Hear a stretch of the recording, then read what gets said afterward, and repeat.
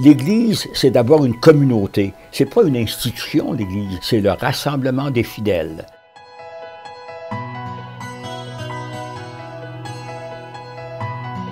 Je ne l'oublierai jamais.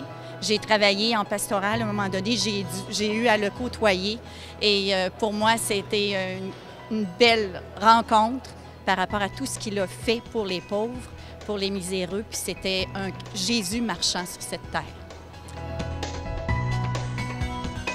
Maurice Couture, religieux de Saint-Vincent-de-Paul, supérieur général de sa congrégation, est nommé archevêque de Québec pour remplacer le cardinal Louis-Albert Vachon. Donc, il devient archevêque dans un temps où l'Église est en pleine transformation, où on commence à réfléchir à de nouvelles façons de penser la pastorale, de penser l'organisation des paroisses, où on pense beaucoup aux jeunes, à de nouveaux moyens d'évangélisation pour rejoindre les personnes et les groupes.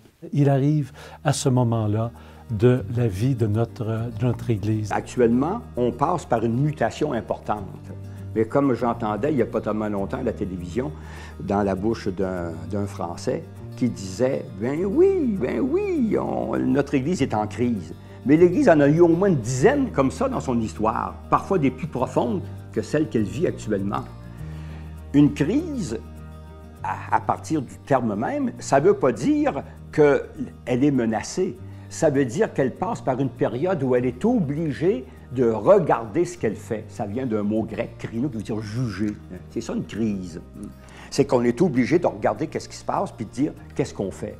Moi, je dis c'est très salutaire qu'on soit comme obligé de prendre la route de l'homme, comme on disait tout à l'heure, c'est-à-dire de ne plus compter uniquement sur l'institution, sur les structures, mais qu'on doive compter sur les personnes qui sont appelées à témoigner de leur foi.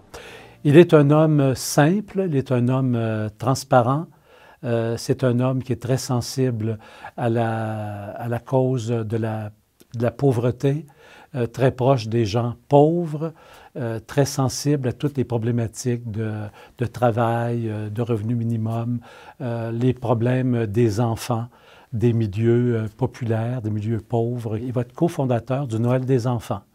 Et il va être connu tout au long de son épiscopat pour ses prises de position en faveur des causes sociales. On le verra au sommet des Amériques aussi, participer à un sommet parallèle, pour ainsi dire, pour parler de la dette des pays pauvres envers les pays riches, de la nécessité du partage, de la solidarité internationale. Donc, c'est quelqu'un qui est très identifié à cette proximité de l'Église avec les pauvres. La vie coûte plus cher maintenant, c'est plus compliqué, le chômage est beaucoup plus répandu. Alors, c'est avec tous ces gens-là que je me sens en communion aujourd'hui, moi, comme pasteur de l'Église. Je me dis, ces gens-là, je les rencontre pas souvent. Et puis, je pense à eux. C'est un peu comme ma prière en même temps que mon objet de réflexion. Peut-être proche de monsieur et madame tout le monde. Ben voilà. Et puis, on a besoin de ça. Sinon, on voit tous les problèmes à travers des dossiers. C'est important de les voir à travers un type de travail qu'ils font. Puis moi, ben, c'est ma façon de me détendre, de trouver du repos, de l'exercice, mais beaucoup plus profondément, de me sentir en lien avec les gens de mon Église, qui sont des gens modestes, très exposés au chômage, avec beaucoup d'insécurité dans leur vie. Mon oncle, c'était un homme humble, rassembleur, et beaucoup de parler, mais beaucoup de discours, mais sans en dire trop. Avec nous, en famille, c'était peut-être pas le même péripétie qu'à l'archevêché, mais c'était amical, c'était familial. Mais c'était humble tout en étant rassembleur. Alors, quand je suis en petit comité, en réunion, avec des confrères qui aiment cette Église, avec des consoeurs là, qui veulent aussi le bien de cette Église-là, qui prennent ça à cœur, moi, pour moi, là, ça, c'est, je dirais que ce sont des moments extraordinaires. Au point de vue de la vie interne de l'Église, il va être un promoteur infatigable de la responsabilité des laïcs dans l'animation pastorale, dans l'évangélisation, dans la catéchèse et même, je dirais, dans le partage de la direction des communautés. Témoin, ça, tout le monde peut être témoin. Et on peut l'être parfois tout simplement par des gestes très simples et sans qu'on ait une théologie très, très, très profonde.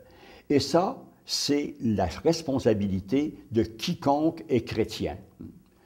Et donc, ça va l'amener très tôt à se faire également le promoteur de la place des femmes, du rôle des femmes dans notre Église et leur reconnaissance dans des rôles de décision, dans des lieux on pourrait dire, d'autorité et de pouvoir. M. Couture n'est pas un homme de pouvoir, il aime mieux être reconnu pour son autorité morale, mais en même temps, il souhaite que des femmes participent aux décisions.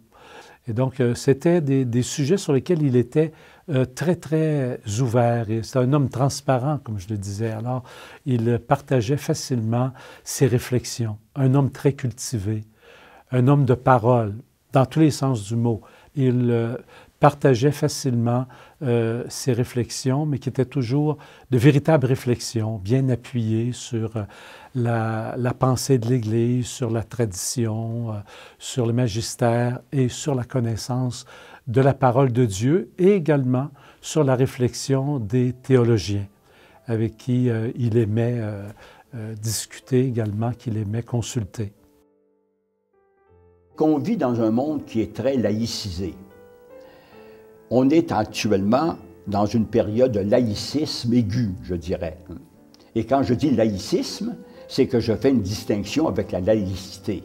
La laïcité, en soi, est un corollaire de la séparation de l'Église et de l'État.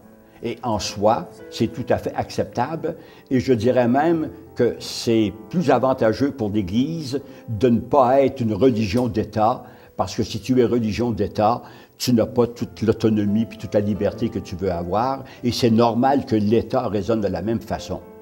Mais si on accepte une laïcité ouverte, ouverte à tout ce qui peut enrichir une société, je ne vois pas pourquoi on ne verrait pas de valeurs véhiculées par l'Église, mais dans la mesure où elle véhicule elle-même l'Évangile. Quelques heures avant son décès, en fait, il est décédé le vendredi matin, et je l'ai visité mercredi soir. Lui, il me disait, là, « Et que vous êtes chanceux de vivre ce que vous vivez présentement. Une église plus pauvre, qui a moins de moyens, mais une église qui est obligée de se poser les bonnes questions sur l'avenir de l'Évangile, ici, sur notre terre, avec notre population. Que vous êtes chanceux de vivre un temps de mission, un temps pour se rebrancher sur l'essentiel de l'Évangile et répondre à l'invitation du Seigneur, « Allez et de toutes les nations, faites des disciples ».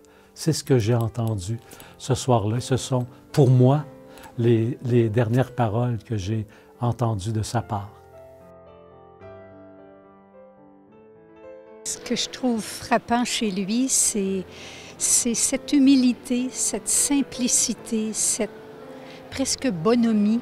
C'était pas Monseigneur, non, c'était cette grandeur, cette beauté de l'Église à travers la mission qu'il a eue, à travers ce qu'il a fait. Jamais vous n'aurez été un homme du passé.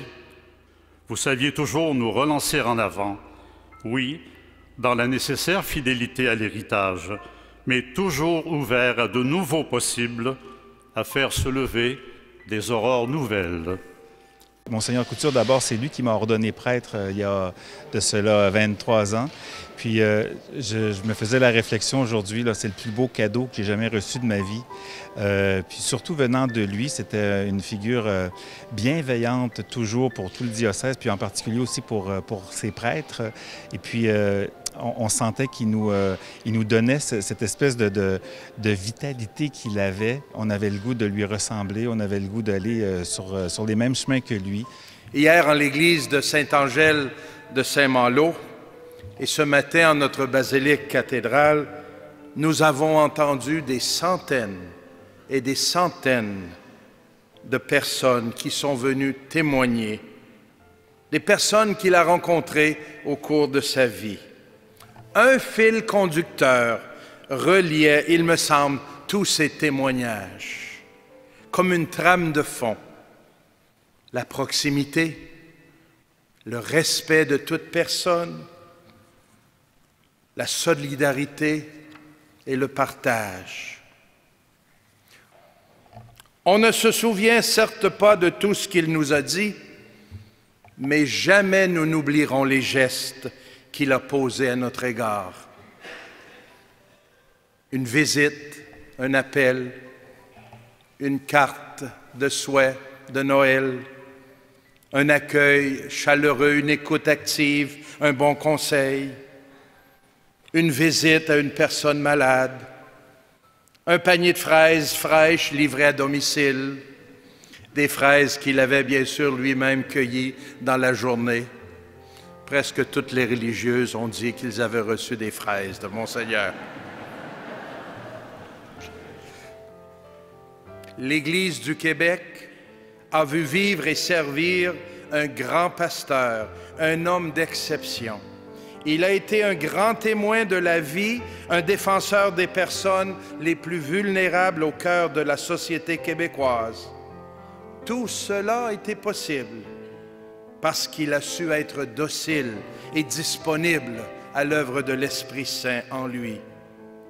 Comme saint Paul, il pouvait affirmer « Ce que je le suis par la grâce de Dieu. » La vie est un don et on n'est pas maître de sa vie, on est intendant de sa vie. C'est pas la même chose. Hein? On n'est pas maître de cette vie-là. Et pour le chrétien, cette étape de la vie qui est la mort, ça fait partie de la vie. Ça n'est qu'un passage à une autre vie.